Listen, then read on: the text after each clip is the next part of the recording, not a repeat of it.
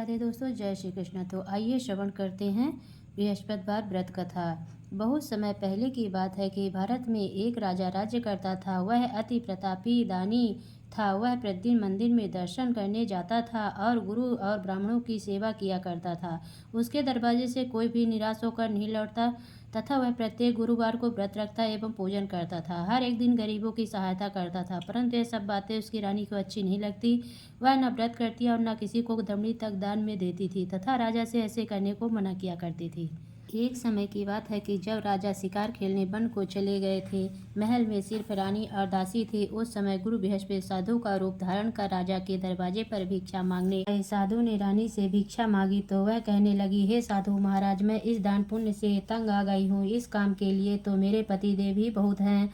अब आप ऐसी कृपा करें कि सारा धन नष्ट हो जाए तथा मैं आराम से रह सकूं। साधु का वेश रखे बृहस्पति देव ने कहा, हे देवी, तुम अति विचित्र हो। संतान और धन से कोई दुखी नहीं होता, सभी इसको चाहते हैं। पापी भी पुत्र और धन की इच्छा करता है। अगर तुम्हारे पास धन बहुत है तो भूखे मनुष्यों को भोजन कराओ, ब्राह्मणों को दान दो, प्याऊ लगवाओ, धर्मशालाएं बनवाओ, कुआं, तालाब, बड़ी बाग बगीचे आदि के निर्माण करवाओ और कुंवारी कन्याओं का विवाह कराओ, साथ ही यज्ञ करो। इस प्रकार के कर्मों से आपके कुल एवं आपका नाम परलोक में सार्थक हो एवं स्वर्ग की प्राप्ति होगी। किंतु वह मूर्ख रानी साधु की इन बातों से खुश न हुई। वह बोली, हे साधु महाराज, मुझे ऐसे संपत्ति की आवश्यकता नहीं जो मेरे काम न आए तथा जिसको मैं अन्य लोगों को दान दूं, जिसको रखने और संभालने में ही मेरा सारा समय नष्ट हो जाए। साधु ने रानी को समझाने का बहुत प्रयास किया, परंतु रानी अपनी बात पर अडिग रही।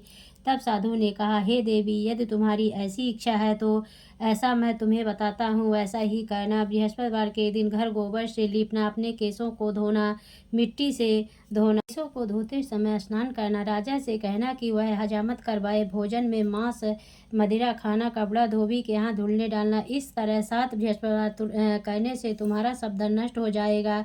ऐसा कहकर साधु रूपी बृहस्पति देव अंतर्ध्यान हो गए। रानी ने साधु के कहे अनुसार ही 7 बृहस्पतिवार वैसा ही करने का विचार किया। साधु के बताए अनुसार करते हुए उसे केवल 3 बृहस्पतिवार ही बीते थे कि उसका समस्त धन नष्ट हो गया। कहे अनुसार ही करने से भरपेट भोजन के लिए भी दोनों समय परिवार तरसने लगा तथा सांसारिक भोगों से दुखी रहने लगा। राजा रानी से कहने लगा, तुम यहाँ पर रहो, मैं दूसरे देश को जाऊं, क्योंकि यहाँ पर सूफी मनुष्य जानते हैं, इसीलिए मैं कोई कार्य भी नहीं कर सकता। देश चोरी परदेश भी बराबर है। ऐसा कहकर राजा परदेश चला गया। वहाँ जंगल जाता, जहाँ लकड़ी काट कर लाता और शहर में बेचकर अपनी दुखी जीवन को बड़ी कठिनता से व्यतीत करने लगा। राजा के जाने के पश्चात इधर उसके बिना रानी और दासी दुखी रहने लगे। किसी दिन भोजन मिलता, किसी दिन जल पीकर रह जाती। एक समय रानी और दासी को 7 रोज बिना भोजन के व्यतीत हो गया तो रानी ने अपनी दासी से कहा, हे दासी, यहाँ पासी के नगर में मेरी बहन रहती है, वह बहुत ही धनवान है। तू उसके पास जा और वहाँ से 5 सेर बेजर मांग ला, कुछ समय के लिए गुजर हो जाएगी। इस प्रकार की आज्ञा मानकर दासी रानी की बहन के पास गई। रानी की बहन उस समय पूजन कर रही थी, क्योंकि उस रोज बृहस्पतिवार था। जब दासी ने रानी की बहन को देखा, उसे बोली, हे रानी, मुझे तुम्हारी बहन ने भेजा है, मेरे लिए 5 सेर बेजर दे दो। रानी ने कुछ उत्तर नहीं दिया, क्योंकि उसमें बृहस्पतिवार कथा सुन रही थी। इस प्रकार जब वादी को किसी प्रकार का उत्तर नहीं मिला तो बहुत ही दुखी हुई एवं क्रोध भी आया। लौट कर अपनी रानी के पास आकर बोली, हे रानी, तुम्हारी बहन तो बहुत ही बड़ी आदमी है, वह छोटे मनुष्यों से बात भी नहीं करती। उससे मैंने कहा तो उसने कोई उत्तर न दिया, मैं वापस चली आई। रानी बोली, हे दासी, इसमें उनका कोई दोष नहीं है। जब बुरे दिन आते हैं तब कोई सहारा नहीं देता। अच्छे बुरे का पता आपत्ति में लगता है। जो ईश्वर की इच्छा होगी यही होगा। यह सब हमारे भाग्य का दोष है। इधर उस रानी ने देखा कि मेरी बहन की दासी आई, परंतु उससे मैं नहीं बोली। यह कथा को सुन विष्णु भवन का पूजन समाप्त कर रानी के घर चल दी। जाकर अपनी बहन से कहने लगी, हे बहन, बृहस्पतिवार का व्रत कथा सुन रही थी, तुम्हारी दासी गई, परंतु जब कथा होती है तब तक न उठते हैं और न बोलते हैं, इसीलिए मैं न बोली। कहो दासी, क्यों गई थी? रानी बोली, बहन, हमारे अनाज नहीं था तथा राजा परदेश गए हुए हैं। वैसे तुमसे कोई बात छिपी नहीं है, इस कारण मैंने दासी को तुम्हारे साथ 5 सेर बेजन लेने के लिए भेजी थी। इस बात पर रानी की बहन बोली, बहन, बृहस्पति भगवान सभी की मनोकामनाओं को पूर्ण करते हैं, देखो शायद तुम्हारे घर में नाज रखा हो। इस प्रकार का वचन सुना तो घर के अंदर गई और वहाँ एक बड़ा घड़ा भेजर का भरा मिल गया। तब तो रानी को आश्चर्य हुआ, क्योंकि उसके अनुसार का एक एक बर्तन अन्न से खाली था। उससे उसने बाहर आकर रानी को सारा वृत्तांत सुनाया। दासी अपनी रानी से कहने लगी, हे रानी, देखो, वैसे हमको नहीं जम नहीं मिलता तो हम रोज ही व्रत करते हैं। अगर उनसे व्रत की विधि या कथा पूछ ले जावे तो उसे हम भी किया करेंगे। और फिर दासी के कहने पर रानी ने अपनी बहन से बृहस्पति व्रत पूजा विधि एवं नियमों के बारे में विस्तार से पूछा। उन्होंने बताया, जो बृहस्पतिवार के व्रत से चने की दाल और मुनक्का से विष्णु भगवान का केले की जड़ में पूजन कर दीपक जलाता है, पीला भोजन करता और पीले वस्त्र धारण करता है तथा प्रेम पूर्वक बृहस्पति भगवान की कथा सुनता है, इस प्रकार करने से गुरु भगवान उस भक्त प्रसन्न होते हैं, धन अन्न पुत्र देते हैं और मनोवांछित मनोकामना पूर्ण करते हैं। व्रत एवं पूजा की विधि बताकर रानी की बहन अपने घर लौट गई। तत्पश्चात रानी और दासी दोनों ने निश्चय किया कि बृहस्पति देव भगवान का व्रत एवं पूजन जरूर करेंगे। साथ जब बृहस्पतिवार उन्होंने व्रत रखा, घुड़सार से चाकर चना गुण बिल लाई तथा उसकी दाल से केले की जड़ का तथा विष्णु भगवान का पूजन किया। अब भोजन पीला कहाँ से पावे, बेचारी बड़ी दुखी हुई, परंतु उन्होंने व्रत किया था इसलिए गुरु भगवान प्रसन्न थे और 2 थालों में सुंदर पीला भोजन लेकर आए और दासी को देकर बोले, हे दासी, यह तुम्हारे और रानी के लिए भोजन है, तुम दोनों भोजन करना। दासी दो भोजन पाकर बड़ी प्रसन्न हुई, रानी से बोली, चलो रानी जी भोजन कर लो। रानी को इस विषय में कुछ पता नहीं था। वह दासी से बोली, तू ही भोजन करके तू हमारे व्यर्थ में हंसी उड़ाती है। रानी ने कहा, वह महात्मा हम दोनों को 2 थालों में भोजन देगा है, इसलिए हम तुम दोनों ही साथ साथ भोजन प्रारंभ करेंगे। उन्होंने गुरु भगवान को नमस्कार करके भोजन प्रारंभ किया। उसके बाद दोनों प्रत्येक बृहस्पतिवार को गुरु भगवान का व्रत और भोजन करने लगी। बृहस्पति भगवान की कृपा से उन दोनों को भी भोजन एवं धन की कोई कमी नहीं थी, परंतु रानी फिर पुनः उस प्रकार आलस करने लगी। तब दासी बोली, रानी, तुम पहले इस प्रकार आलस करती थी, तुम्हें धन के रखड़े उठाने में कष्ट होता था, जिस कारण सभी धन नष्ट हो गया। अब गुरु भगवान की कृपा से धन मिला है तो तुम्हें फिर आलस होता है। बड़ी मुसीबतों के बाद हमने यह धन पाया है, इसीलिए हमें दान पुण्य करना चाहिए तथा भूखे मनुष्यों को भोजन कराओ, पाऊ लगवाओ, ब्राह्मणों को दान दो, कुआं तालाब बावड़ी आदि का निर्माण करवाओ, कुंवारी कन्याओं का विवाह करो, मंदिर पाठशाला बनवा कर दान दो, कुंवारी कन्याओं का विवाह कराओ, जिसमें से आपका कुल और सम्मान बढ़े, आपके पितृ प्रसन्न हो। दासी की इन बात पर रानी ने इसी प्रकार कर्म करने प्रारंभ किए तो काफी यश फैलने लगा। एक दिन रानी और दासी विचार करने लगी, ना जाने राजा किस प्रकार से होंगे, उनकी कोई खबर नहीं। भगवान से उन्होंने प्रार्थना की। भगवान ने रात में राजा से स्वप्न में कहा, हे राजा, उठ, तेरा ने तुझको याद के अपने देश को चलो। राजा प्रातः काल उठा और जात खाने और पहनने की सड़िंग होती है, पर भगवान की आज्ञा मार कर अपने नगर को चलने को तैयार हुआ। उससे राजा प्रदेश चला, प्रदेश में दुखी रहने लगा। पश्चिम जंगल में से लकड़ी बीनकर लाता और शहर में अपने दुखी जीवन को बड़ी कठिनता से व्यतीत करने लगे। राजा दुखी होकर अपनी पुरानी बातों को याद करके रोने लगे। तब उस जंगल में बृहस्पति एक साधु का रूप धारण कर आकर राजा के पास आकर बोले, हे लकाड़े रे, तुम इस सुनसान जंगल में किस चिंता में बैठे हो, मुझको बतलाओ। यह सुन राजा के नेत्रों में जल भरा। साधु को वंदना कर बोले, हे प्रभु, आप तो सब कुछ जानने वाले हो। इतना कहकर साधु को संपूर्ण कहानी बतला दी। साधु रूपी भगवान राजा से बोले, हे राजन, तुम्हारी पत्नी ने बृहस्पति के दिन बृहस्पति देव का अपमान किया था, जिस कारण तुम्हारी यह दशा हुई। अब तुम किसी प्रकार की चिंता मत करो, भगवान तुम्हें पहले से अधिक धनवान करेगा। देखो, तुम्हारी स्त्री ने बृहस्पति देव का व्रत प्रारंभ कर दिया है। तुम मेरा कहा मानकर बृहस्पतिवार व्रत करके चने की दाल गुड़ जल के लोटे में डालकर केला का पूजन करो और फिर कथा सुनो, तुम्हारी सब कामनाएं पूर्ण होंगी। साधु के वचन सुनकर राजा बोला, हे प्रभु, मुझे लकड़ी बेचकर इतना पैसा नहीं मिलता जिसने भोजन करने के उपरांत कुछ बचा सकूं। मैंने रात में अपनी रानी को व्याकुल देखा है, मेरे पास कुछ नहीं है जिससे उसकी खबर तो मंगा सकूं, और फिर मैं कौन सी कहानी कहूँ, यह मुझको कुछ भी मालूम नहीं है। जीन काल में एक ब्राह्मण था, बहुत ही निर्धन था, उसके कोई संतान न थी। उसकी स्त्री बड़ी मलिनता के साथ रहती, स्नान न करती, किसी देवता का पूजन पाठ न करती, सर्वप्रथम भोजन करती, बाद में अन्य कार्य करती थी। इससे ब्राह्मण देवता बड़े दुखी थे, बेचारे बहुत कुछ कहते किंतु उसका कोई परिणाम न निकला। भगवान के स्त्री के रूपी रत्न कन्या पैदा हुई। वह कन्या अपने पिता के घर में बड़ी होने लगी। वह बालिका प्रातः स्नान करके विष्णु भगवान का जाप करने लगी। अपने पूजन पाठ को समाप्त करके स्कूल जाती तो मुट्ठी में जौ भर के ले जाती और पाठशाला के मार्ग में डालती जाती तो ये जौ स्वर्ण के हो जाते और लौटते समय उनको बीन कर घर को ले आती थी। एक दिन वह बालिका सोने के जौ को फटक कर साफ कर रही थी। उसके पिता ने देख लिया और कहा, हे बेटी, सोने के जौ को फटकने के लिए सोने का सूप होना चाहिए। दूसरे दिन गुरुवार था। इस कन्या ने व्रत रखा, बृहस्पति जी से प्रार्थना करके कहा, हे प्रभु, मैंने आपकी पूजा सच्चे मन से की हो तो मेरे लिए सोने का सूप दे दो। बृहस्पति देव ने इसकी प्रार्थना स्वीकार कर ली। रोजाना की तरह वह जल फैलाती जाने लगी। जल लौट कर जौ बीन रही थी। बृहस्पति देव की कृपा से उसे सोने का सूप मिला। उससे से वह जौ साफ करने लगी, परंतु उसकी माँ का वही ढंग रहा।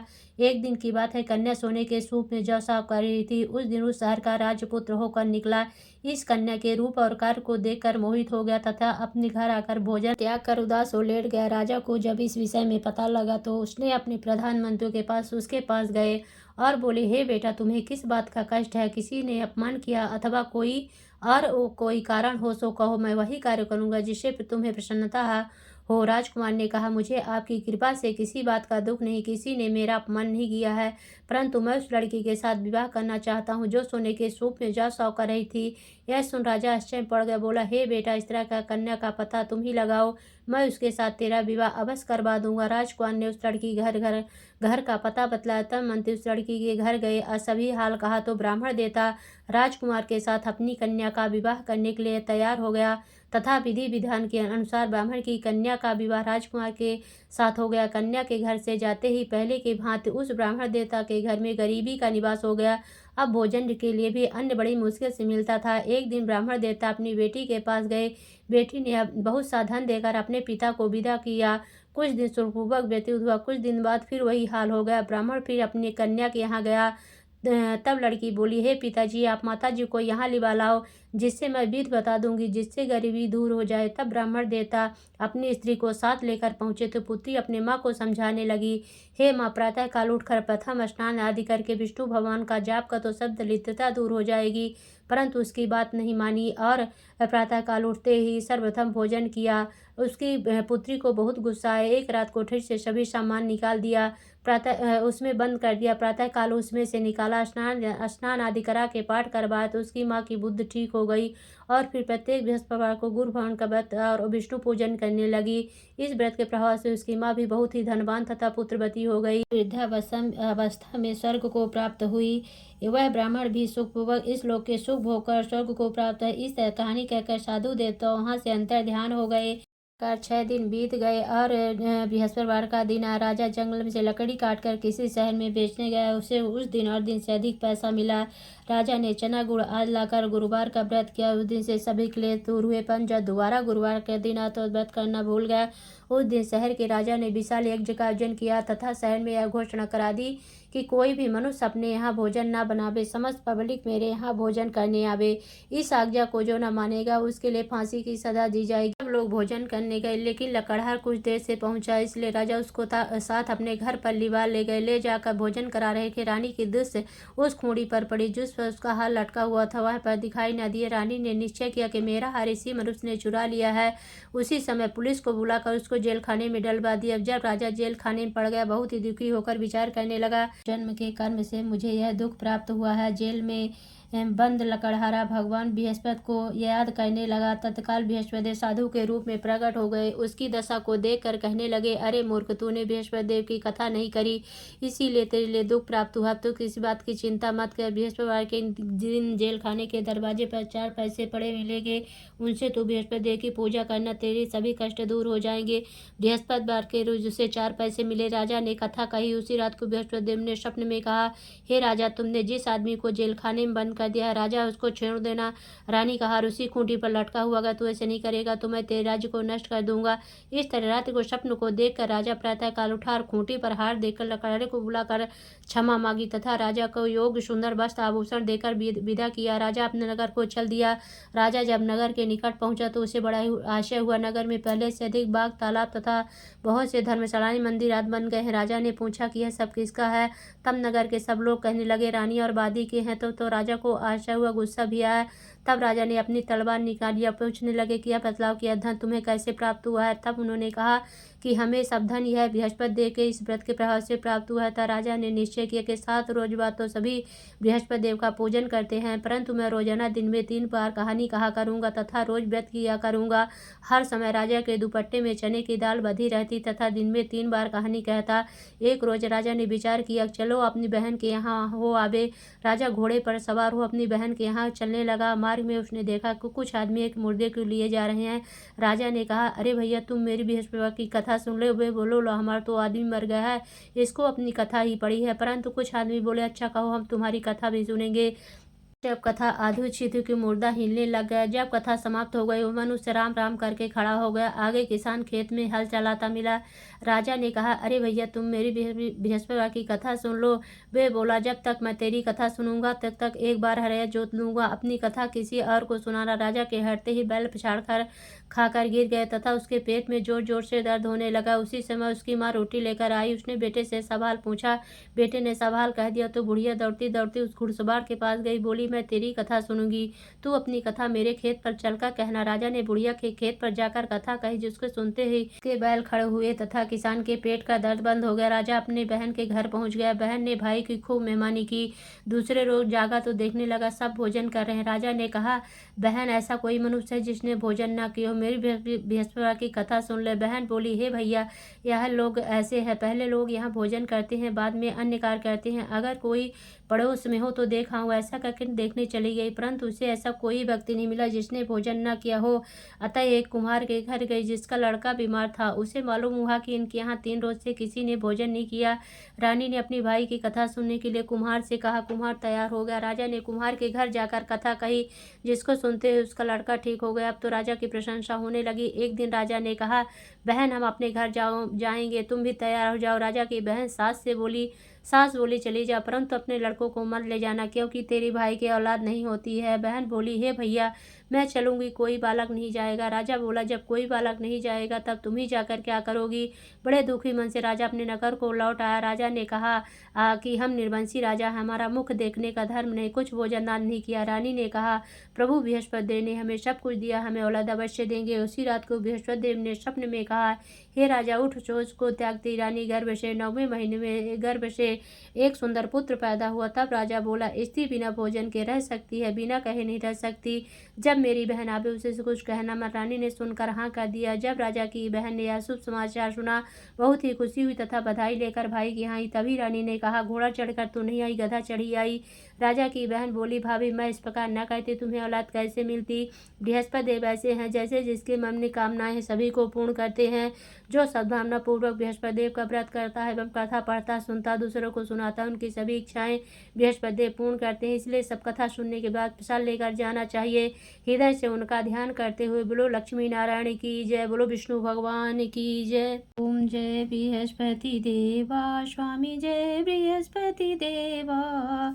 छीनी छीनी भोग लगाऊं, कदली फल मेवा। ओम जय बृहस्पति देवा, तुम्हें पूर्ण परमात्मा, तुम्हें अंतर्यामी, स्वामी तुम्हें अंतर्यामी।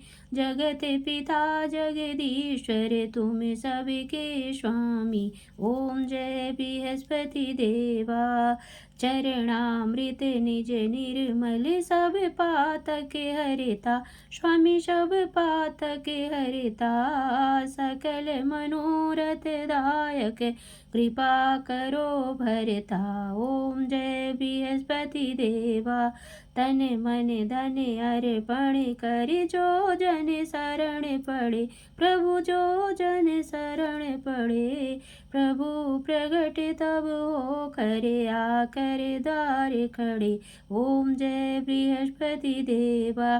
दीन दयाल दयानिधि, भक्तन हितकारी, पापे दोष सब हरिता भव बंधन हारी। ओम जय बृहस्पति देवा सकल मनोरथ दायक सब संशय तारो।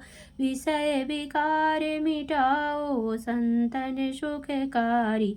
ओम जय बृहस्पति देवा जो कोई आरती तेरी प्रेम सहित गावे। स्वामी प्रेम सहित गावे।